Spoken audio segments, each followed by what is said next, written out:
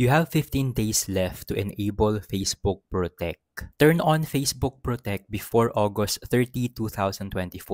If you don't, you'll be locked out of your Facebook account until you turn it on. Lumabas to kanina habang ako ay nag-Facebook gamit yung laptop ko. At baka mag-pop up din to sa mga screens nyo habang kayo ay nag-Facebook. Pero huwag kayong matakot or huwag kayong kabahan dahil hindi ito warning galing kay Facebook or hindi ito galing sa mga hackers. Actually, gusto lang ni Facebook na maging secured ang ating account para iwas sa mga hackers yung account natin. Dahil sa panahon ngayon, paggaling na ng paggaling ang mga hackers, may mga nagsisend ng link sa mga emails natin or may mga nagtatag sa atin sa mga pictures, sinasabing may violations daw tayo. At kapag na-click natin yung link na pinapaklik nila, possible na ma-hack na nila or ma-access na nila yung account natin. Buti na lang talaga may mga ganitong features si Facebook para tulungan tayo na i-secure ang ating Facebook account, especially sa mga content creators tulad ko na kumikita na ng pera sa pag-Facebook. So, balik tayo dito sa pop-up na na-receive ko kanina lang. Sabi, your account has the potential to reach a lot of people, so we require stronger security. We built advanced protection to help defend account like yours.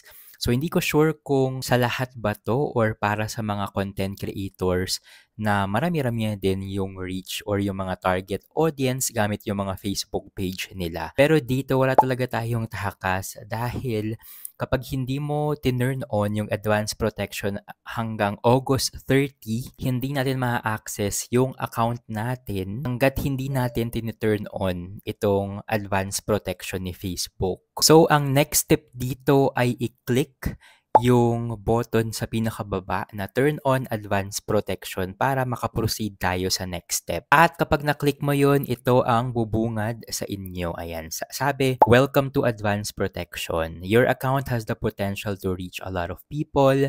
Ganyan-ganyan yung kanina. Sabi, we already turned on advanced security protection for you at login. And next, we'll walk you through the program details and help you fully enable account protection. So, click nyo lang yung next. Ayan. And then next na lalabas ay ito. Ayan. Ang sabi lang naman dito, magkakaroon ng additional security kapag tayo ay magla-login sa mga account natin. So, mas hihigpit na siya. Compared dati na email at password lang, pag kinlik mo yung login, automatic nasa account na natin tayo. Pero with this advanced protection, merong additional layer ng security or login security para hindi agad-agad na ma-hack yung account natin. And kapag ni-next mo yan, ayan, advanced protection, chinek nila yung account security natin. And dito sa account ko, napag-alaman nila na okay yung password ko, strong naman daw yung ginagamit ko ngayon. Pero hindi naka-turn on yung two-factor authentication ko, which is very important. May napanood akong vlog before na muntik din na hack yung account niya. Parang ang daming login attempts sa account niya. At sinend ito ni Facebook sa email niya.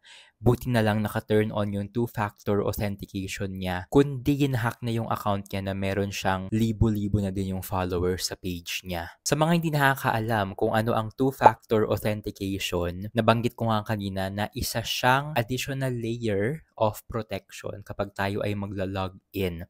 So dito pinili ko yung phone number ko na ginagamit ngayon para dito magsisend si Facebook ng one-time PIN every time na mag-login tayo gamit ang ibang devices. For example, na-hack yung password ng Facebook mo, hindi agad nila ma-access kung ano yung laman ng email at password mo kung hindi sila makaka-enter ng OTP or security login code na sinend sa phone number mo. So, ma-hack lang nila yung account mo kapag meron silang access sa cellphone or sa SIM card na niregister mo dito sa two-factor authentication na to. And lastly, kapag kinlik mo yung done, ayan na siya. Sabi, you're all set. Thank you for enabling advanced protection. Ayan na siya. So, naka-turn on naman na agad-agad yung advanced advanced protection ng walang hirap. So saglit lang naman ito, wala pang 5 minutes, pwede mo nang matapos itong advanced protection na to. At ang pinakamaganda dito is at least comfortable tayo na hindi tayo agad-agad mahahack. So yun lang naman. Sana ay may natutunan kayo sa short video ko na to. At huwag kalimutang mag-follow sa page ko para lagi kayong updated sa mga video tutorials tulad nito.